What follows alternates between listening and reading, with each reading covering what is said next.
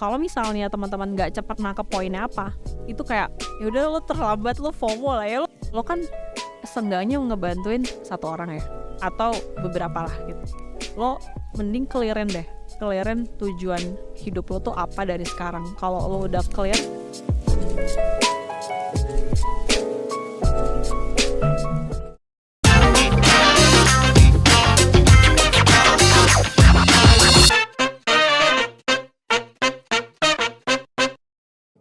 So hai Sobat Karir, kembali lagi di podcast Luar Kampus. Dan hari ini kita bakal ngebahas tuntas tentang social enterprise. Podcast ini buat teman-teman semuanya sedang mempersiapkan karir di luar sana. Nah, sebelum kita mulai, buat teman-teman jangan lupa buat subscribe, like, dan juga komen. Oke, hari ini kita bahas tentang social enterprise. Kira-kira kerja di social enterprise kayak gimana ya? Hadir di tengah-tengah kita Kak Weni Febrianti. Boleh disapa Kak? Namanya kita Sobat Karir. Halo Sobat Karir. Hai. Aduh, kayaknya udah lama banget ya. Gua kayaknya udah lama banget gak ke kampus. Jadi pas kesini tuh kayak happy banget. Plus ada studio berkarir ya buat Sobat Karir ya. Sobat Karir ya. Happy banget sih kayaknya. Oke, Kak Weni ini tuh teman-teman semuanya ya. Kak Weni merupakan salah satu alumni PB University. Yes. Dari FPIK angkatan 41 ya Kak ya. Betul banget. Dan saat ini sedang di account partnership manager di Kitabisa. Yes, betul banget. Ya, udah pada tahu kan? Oh enggak. Tahu. Yes. Kitabisa semua orang kayaknya tahu ya. Oke Kak, kita hari ini bakal ngebahas tentang social enterprise itu seperti apa, kerja di social enterprise itu seperti apa, dan mungkin teman-teman yang punya keinginan ataupun pengen nih di dunia social enterprise biar bisa siap-siap mulai dari mahasiswa gitu kan. Yes, pasti ya. Boleh dijelasin dulu nih Kak, social enterprise itu seperti apa, contoh kerjaannya, mungkin beberapa platform tentang social enterprise itu seperti apa, bisa dijelaskan Kak? Yes, thank you bro. Gua seneng banget meet up sama lo, sama teman-teman di sini juga. Hai, mungkin yang belum tahu gue, nama gue Weni. Gue dulu di MSP Perikanan Kelautan angkatan 41, dan kayaknya ini udah long time no see ya bahasanya gitu kan. Jadi gue senang banget sih di-invite sama teman-teman Sobat Karir ya. Sobat Karir sih. Kita namanya Studio Berkarir, tapi kalau teman-teman yang nonton ini namanya Sobat Karir. Sobat Karir, oke. Nah sebenarnya guys, kalau menurut gua untuk social enterprise itu sebenarnya kan maknanya luas ya. Jadi lembaga atau perusahaan yang memang doi itu fokus misinya ke sosial plus bisnis. Jadi lo nggak semerta-merta pure sosial aja, tapi ada hal bisnis juga yang lo bisa kerjain lah kayak gitu. Nah gimana caranya suatu perusahaan itu tetap punya misi sosial, tapi doi juga bisa punya profit lah buat menghidupi siklus bisnisnya kayak gitu kan. Nah kalau gue kan sebenarnya perusahaan teknologi ya, kalau mau dibilang ya, kita bisa itu kan perusahaan teknologi yang memang misinya kindness at scale lah ya. Bagaimana kita bisa memperluas kebaikan, ngebantu orang banyak, plus ada impactnya. Jadi lo nggak bantu-bantu hit and run doang gitu, tapi impactnya tuh jangka panjang gitu. Nah kebetulan kan kalau di Kitabisa itu buat teman-teman juga ya, mungkin kan personal. Jadi lo mau donasi mau apa segala macam as a personal. Tapi kalau di gua itu bisa connect the dots dengan brand atau corporate. Oke. Jadi kalau misalnya ada mau CSR-an, ada mau istilah kalau BUMN kan TJSL ya, TJSL itu tanggung jawab sosial lingkungan gitu kan, itu bisa banget sama Kitabisa gitu. Nah insight itu berbeda dari corporate gua, intinya secara umum ya social enterprise tuh ya lo bisa bersosial activity, tapi lo juga punya aktivitas bisnisnya juga gitu sih bro. Oke, keren berarti ya. Social enterprise itu nggak hanya tentang volunteering, nggak hanya tentang kemanusiaan, Yes. tapi ada bisnisnya juga yang bisa dikomersialkan berarti ya Kak ya. Betul. Nah menurut gua kalau teman-teman sebenarnya sekarang tuh lebih enak. Kalau gue dulu kan kayak ya lo random aja bro gitu. Lo mau kerja di mana? Gue kayaknya gak tahu ya mau kemana nih gue gitu kan. Problematika 10 tahun yang lalu. Yes, betul. 10 years ago gitu kan. Tapi kalau sekarang teman-teman sebenarnya lebih banyak referensi pekerjaan. Salah satunya ya lo nggak semerta-merta mikirin lo mesti kerja di bank habis lulus IPB kan. Tapi lo punya banyak pilihan gitu kan. Iya nggak sih? Gitu. Nah pilihan-pilihannya salah satunya memang lo bisa ke NGO atau ke perusahaan teknologi atau ke startup yang memang punya social mission gitu. Dan menurut gue buat teman-teman di kampus yang memang jiwanya nih soulnya tuh udah kayak aduh gue anak sosial banget nih, pokoknya gue apa-apa tuh kayaknya gue harus membantu sesama gitu kan. Nah misi-misi kayak gitu yang menurut gue harus lo identify dulu nih sebelum lo masuk ke dalam social enterprise. Nah kayak gue nih misalnya ya, gue tuh kan anaknya tuh kayak apa ya, kayak chill banget gitu ya. Maksudnya aduh gue kayaknya nggak bisa deh kalau nggak ketemu orang gitu kan, karena gue kan lebih banyak connecting the dots, connecting people gitu kan. Nah tapi di sisi lain gue pengen ngebantu orang. Nah teman-teman coba define aja dulu nih pas di masa kampus sekarang, apa nih yang benar-benar kayaknya misi gue nih gitu. Nah kalau sebenarnya lo define ada social mission di dalam diri lo sendiri, berarti saran gue memang ya mungkin lo harus memilih perusahaan yang berorientasi pada sosial juga gitu kan. Karena sekarang kan perusahaan-perusahaan gede itu juga ada misi sosialnya bro. Kan ada ESG nih sekarang, environmental, social, sama governance. Nah tren itu juga ada. Jadi buat anak sekarang tuh menurut gue lebih aware kayaknya ya kalau anak sekarang tuh tentang sosial gitu. Terus kalau pengalaman gue juga nih di social enterprise ya, kalau misalnya lo pada mau join di perusahaan-perusahaan yang tipe-tipe begini, tadi social mission lo mesti jelas. Kedua, lo tuh no drama-drama club. Karena apa? Gimana? Contoh drama-drama gimana? Iya, lo gini, kita tuh di kampus tuh udah tahu lah ya mengerjakan skripsi segala macam tuh, gue baper banget tuh, pusing banget segala macam gitu-gitu. Nah kalau di perusahaan yang rada agile nih kayak gue nih, sebenarnya kan semi-semi startup juga kan gitu ya, dan sangat agile banget, dan lo nggak bisa kayak waiting for, jadi lo mesti satset gitu kan kerjaan kan gitu kan. Terus on time, adaptasinya kenceng gitu kan. Abis itu lo mesti fokus on solution, fokusnya sama solusi, jangan lo fokus sama masalah. Misalnya ya itu kan salah lo bro, gini itu kan gitu. Nah jadi lebih fokus ke apa solusinya kalau menurut gua, kalau misalnya lo mau kerja ke dalam perusahaan yang semacam social enterprise ini. Karena lo masuk berarti kan lo punya solusi nih buat masyarakat, lo punya sesuatu buat negara lo gitu kan. Jadi lo nggak bisa datang, ya emang sih realistis lah ya, gue butuh makan juga, gue butuh buat diri gue lah gitu kan, mau hidup diri. Tapi ada visi besar yang perlu lo perlu lo chill setelah di sini gitu kan. Jadi butuh kebutuhan buat masyarakat tuh apa, buat negara lo apa, buat lingkungan apa gitu kan. Nah jadi kalau lo banyak drama, kayak misalnya aduh kayaknya gue gak kuat deh kayak gitu tuh kayak ya udah bye aja lo di perusahaan kayak gini gitu kan, karena lo bakal nggak betah lah menurut gue gitu kan. Nah jadi kalau gue mungkin dulu banyak drama ya guys for information ya dulu ya, kayak on experience sudah iya, jadi kayak ngeluh banget, terus kalau apa-apa tuh kayak beban banget gitu kan. Nah, tapi kalau sekarang gue tuh kayak udah nih gue jelas misi gue apa, ini gue apa, jadi ya gue arahinnya ya lebih clear lah gitu kan. Jadi buat teman-teman semuanya, saran gue itu sih bro, kalau memang misalnya pengen ke arah sana, ya lo mesti define dulu social mission lo mesti agile, lo mesti adaptasi, dan paling penting attitude tuh masih tetap nomor satu ya kalau di perusahaan ya gitu lah. Di mana-mana ya lo nggak mungkin kayak hey gimana apa kabar lo semacamnya, gue mau ini itu, tapi kan lo mesti kulon segala macamnya, itu pasti paling penting. Bener. Oke sih Kak, berarti ini kalau gue bisa bilang ini buat teman-teman yang suka banget buat tur des, tur wisata, turun lapang, itu pas banget ya di dunia ini ya. Iya betul. Sebenarnya Kak Weni nih Kak, dulu MSP perikanan, gimana ceritanya nih di salah satu di dunia social enterprise kan? Iya, mungkin ini gue apologize dulu kali ya for my institution gitu kan, karena kan it's really different things ya, dari perikanan, manajemen sumber daya perairan, lo manage plankton, manage ikan, manage segala macam, and then lo masuk ke dunia kerja yang sebenarnya jadinya manage people gitu kan, gitu kan. Nah sebenarnya bro, dari awal tuh mungkin gue boleh dibilang tidak punya banyak referensi untuk memilih jurusan. Kalau sekarang kan gila lo edukasi banyak banget sekarang, banyak banget gitu kan. Nah kalau gue spiritnya adalah gue masuk ke kampus yang gede, yaitu IPB, udah ya gue cukup gitu kan. Dan ternyata jurusan yang gue pilih itu sebenarnya, lo tau gak sih, ini sebenarnya worst case dari gue sih. Jadi gue tuh salah checklist ya. Pada saat gue dulu tuh USMI tuh kayak jalur khusus, kayak lo SMA lo berprestasi terus lo masuk ke kampus-kampus mana.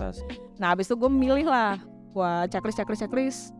Gue tuh sebenarnya pengennya masuk ke manajemen FEM dulu. Tiba-tiba gue ngetiknya tuh manajemen sumber daya perairan. Sama-sama manajemen depannya gitu kan. Tapi ternyata kan beda fakulti kan gitu kan.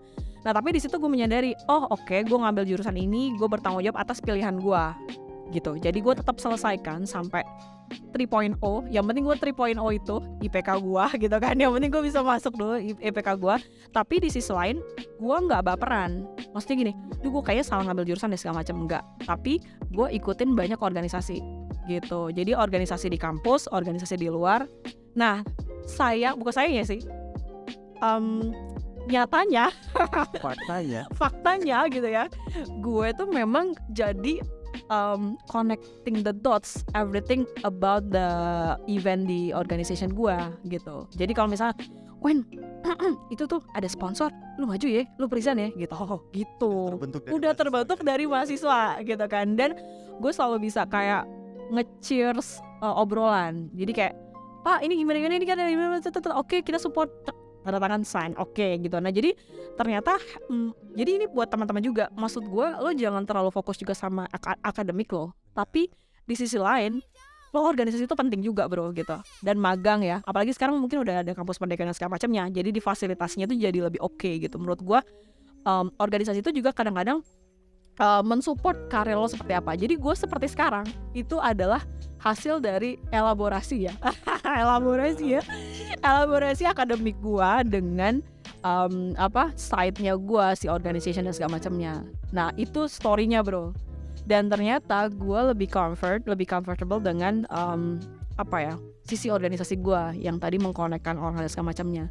Jadinya gue juga keterima kerjaan yang orang gak lihat, nih kayaknya lo gak cocok di belakang layar ya, kayaknya lo front aja deh gitu kan. Oke, kayaknya lo cocok jadi sales atau relationship manager atau partnership. Yes, it's not about public relation to media ya, tapi lebih ke people connectornya kayak gitu. People to brand, people to corporate gitu. Jadi itu sih ceritanya. Makanya gue bisa gini. Jadi terlepas akademinya apa aja, gimana how to we grow. Jadi mahasiswa tuh kayak gimana tuh menentukan banget ya kayak kerja tuh seperti apa. Jadi kayak align dengan apa aja yang kita bangun sebagai mahasiswa. Betul. Itu nanti tuh mempengaruhi banget kita kerja di dunia apa gitu. Betul. Terus kalau di dunia social enterprise nih Kak, habitnya tuh gimana sih? Kita kemarin episode kemarin ngebahas tentang BUMN, startup ataupun as content creator itu jadi kayak gimana. Nah kalau social enterprise itu tuh habitnya kayak gimana sih Kak? Ya kalau di perusahaan gua sebenarnya kita tuh nggak ada border level ya. Jadi kalau misalnya kalau perusahaan-perusahaan tertentu lo ke CEO harus kelunuan apa segala macam melalui banyak level gitu ya. Nah kalau gue itu bisa langsung direct ke CEO gue. Jadi maksudnya level of border di antara kita tuh bahkan dibilang tipis lah gitu. Jadi menurut gue lebih banyak kita bisa diskusi dan lebih banyak nge-reach out si level atau VP kita gitu sama macam tuh lebih cepet lah gitu. Dan itu mempermudah kita dalam urusan pekerjaan. Nah yang kedua pasti komunikasi ya. Lo habit di kita tuh komunikasi itu penting. Jadi komunikasi itu bisa via Slack, mungkin teman-teman tahu ada komunikasi email segala macamnya. Nah itu kalau misalnya teman-teman nggak cepat nangkep poinnya apa, itu kayak ya udah lo terlambat, lo FOMO lah ya, lo bye gitu ibarat gitu kan. Jadi emang benar-benar lo mesti update terhadap sesuatu yang terjadi di dunia persosialan ini gitu kan. Nah habitnya yang ketiga adalah ya tadi gue bilang satset pokoknya fast moving gitu kan. Terus meeting tuh ya nggak ada lo kayak sejam 2 jam lo meeting nggak selesai, enggak. Ya udah lo 30 menit, oke kita meeting 30 menit, ini pre-docs-nya lo baca dulu, nanti pas meeting kita udah got the point-nya apa gitu kan. Plus solution-nya apa gitu. Jadi kalau gua kan ya kalau kita kan meeting organisasi ya, Bo. Wah, kayak jam-jam gak bisa. Bener kan? Berjam-jam banget dan kayak ini apaan sih ngomongin apa gitu kan. Nah kalau di kita tuh enggak, lo pre-docs-nya apa, baca dulu, and then pas meeting kita udah sat gitu kan, division A, division B segala macam udah ngomongin apa, dan udah langsung ada MOM-nya. Jadi 30 menit pun itu cukup sebenarnya efektifnya gitu. Nah yang keempat itu tadi nggak ada drama-drama apapun gitulah. Maksudnya kalau lo mau drama ya udahlah lo kayak main sinetron atau acting aja, itu lebih oke gitu kan. Nah kalau di kita nih, kita kan harus cepet ya movingnya ya, karena kan social enterprise itu membantu orang dan harus menangani suatu isu tertentu yang cepet solusinya gitu. Jadi kitanya juga nggak boleh lambat bro gitu. Menolong apalagi lambat sih gitu ya. Betul. Jadi buat teman-teman yang mau join lah ya di semacam social enterprise ataupun startup ataupun perusahaan teknologi, ya itu lo kayak harus cepet banget adaptasi dengan situasi yang ya naik turun bisa jadi gitu kan. Terus yang paling penting sih ya sebenarnya menurut gue adalah growth mindset. Kan ada nih fixed mindset, gue nggak bisa, pokoknya udah gue sampai sini aja gitu kan. Nah kalau di kita itu nggak bisa, lo mesti growth mindset. Jadi sekali lo oke, ini gue udah selesai, Oke, next stepnya apa kayak gitu. Nah kita tuh selalu di challenge kayak gitu. Dan jangan khawatir juga kalau misalnya lo banyak project apa segala macam, lo nggak usah baperan tiba-tiba project lo di kill di tengah jalan. Karena kita kan experience ya. Jadi misalnya ada project sosial A, 3 bulan pertama nggak works, ya udah kita evaluasi, kita ganti dengan sesuatu yang lain. Nah kan kalau perusahaan yang lain ataupun kita ya kan baper ya, ih kan belum selesai gue gitu, kok udah di kill sih. Nah itu kita nggak kita harus berlapang dada lah untuk itu, dan evaluate-nya itu justru untuk progres ke depannya sih bro.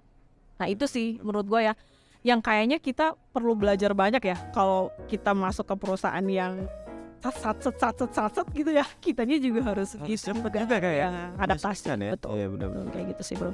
Oke. Kalau di dunia social enterprise nih kak, berarti udah berapa tahun gak ya di dunia ya? Gue 3 tahun kali ya, 3 tahun 4 tahun lah gitu. Udah cukup lama berarti ya. Terus di Kita Bisa berarti kayak yang udah kalau aku lihat nih kak, udah nge-cover dari Sabang sampai Merauke. Jadi kayak satu Indonesia udah di-cover semua nih sama Kita Bisa.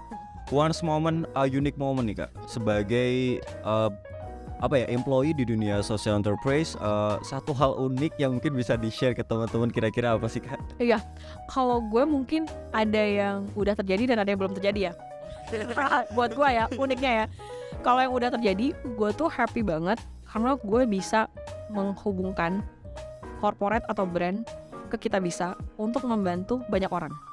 Bayangin, kalau lo donasi satu lo doang nih donasi, lo kan seenggaknya ngebantuin satu orang ya, atau beberapa lah gitu. Tapi kalau lo bisa mengajak brand corporate untuk bisa berkolaborasi sama Kita Bisa, berarti lo akan membantu ribuan atau ratusan orang dong. As company gede kan? Yes, that's why menurut gua hadirnya gua jadinya tuh kayak ya Allah, gue tuh kayak alhamdulillah banget gue bermanfaat bagi kehidupan dunia ini gitu kan ya. Karena kan ya teman-teman gue di Kita Bisa tuh pasti lebih powerful lah, lebih dari gue lah. Gue yakin banget mereka udah punya expertise yang jago banget. Nah tapi gue nih siapa gitu kan, bukan orang sosial juga, tiba-tiba masuk ke dunia sosial yang akhirnya ya bisa ngebantuin lah. Itu hal yang benar-benar menurut gue unik dan berkesan lah buat gue bro gitu. Karena ya at least selama gue ada di corporate ini, gue bisa berbuat lah buat negara, buat masyarakat kayak gitu. Itu yang sudah terjadi lah ya gitu ya. Nah kalau yang belum terjadi, sebenarnya ada satu program di Kita Bisa tuh namanya voluntrip. Voluntrip tuh kayak volunteering trip gitu. Sambil main, sambil volunteering. Yes.